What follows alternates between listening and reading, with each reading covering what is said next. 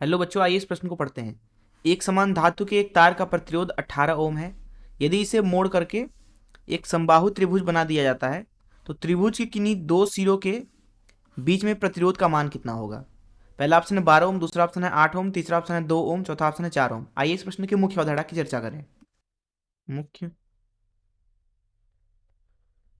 अवधारणा।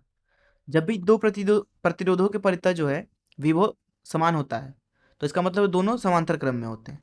मान लीजिए दो प्रतिरोध इस तरीके से जोड़े गए हैं। ये पहला प्रतिरोध है R1 और एक और प्रतिरोध है यहाँ पे नीचे, मान लीजिए इस तरीके से ये R2 है और ये दोनों के परितः विभव समान है, इसलिए जो इनका तुल्यांकी होगा, मान लीजिए उसका प्रतिरोध R है तो R का मान इस तरीके से निकाला जाता है 1/R बराबर 1/R1 धन 1/R2। या फिर इसको ऐसे लिख सकते हैं कि R बराबर हो जाएगा R1 गुणे R2 भागे R1 धन R2।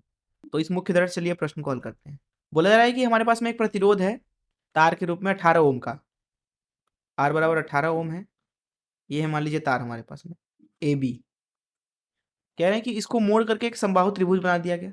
ठीक है, इसको मोड़ करके समबाहु त्रिभुज बना दिया हमने इस तरीके से।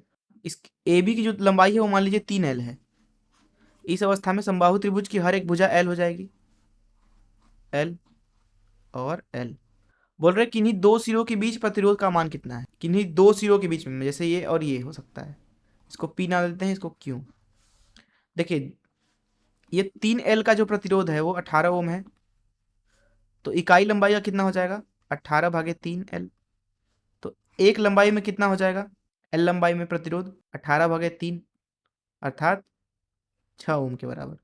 तो ये जो समबाहु त्रिभुज है इसका प्रत्येक भुजा 6 ओम है। अब PQ की परितः निकालना है तो यहाँ बना देते हैं, इस तरीके से बना लेते हैं। यह है P, यह है Q और इधर एक प्रतिरोध ये है और दूसरा प्रतिरोध ये है।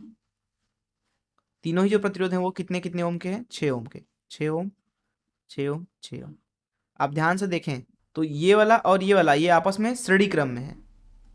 अब श्रेणी क्रम में जो प्रतिरोध होता है वो सीधे सीधे जुड़ जाता है, इसलिए इस परिपथ को ऐसे भी बना सकते हैं। ये रहा 6 ओम, ये P और ये Q, और 6 जोड़ देंगे 12, तो 12 इसके समांतर क्रम में जुड़ा हुआ है 12 ओम।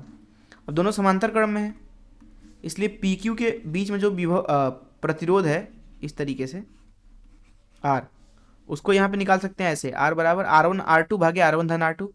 R1 है 6, R2 है 12 भागे R1 धन R2 मतलब 6 धन 12। R का मान हो जाएगा 72 भागे 18 अर्थात 4 ओम के बराबर आ रहा है हमारा R का मान। और ये वह प्रतिरोध है जो है समबाहु त्रिभुज के किन्हीं भी दो सिरों के बीच में प्रतिरोध। आइए देखें कौन सा ऑप्शन सही है। यहाँ पे डी ऑप्शन सही है।